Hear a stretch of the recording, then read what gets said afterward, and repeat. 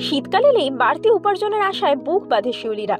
এই সময় খেজুর গাছ থেকে রস সংগ্রহ করে সেই রস জাল দিয়ে নলেন আর পাটালি গুড় তৈরি করেন গুড় উৎপাদককারীরা। শীতকালে মোয়া, পিঠে পায়েস বা মিষ্টি তৈরিতে ভালো গুড়ের চাহিদা সর্বকালীন। কিন্তু এই মরশুমে এখনো জাকিয়ে শীত না পড়ায় শিউলিদের কপালে চিন্তার ভাঁজ পড়েছে। তেমন ঠান্ডা না পড়ায় খেজুর গাছ থেকে ঘন ভালো রস মিলছে না, ফলে তৈরি হচ্ছে না ভালো নলেন গুড় বা পাটালি গুড়। এখন এই খাঁটি গুড়ের দাম কত করে বিক্রি করছেন আপনারা? 300 আর 350। অসুবিধা কি, রোজের দামে হচ্ছে লস।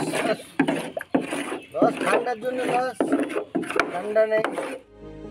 জাকিয়ে শীত না পড়লে ভালো গুড়ের অভাবে মার খাবে তাদের ব্যবসা, এমনটাই জানাচ্ছেন মাঝদিয়ার গুড় ব্যবসায়ীরা।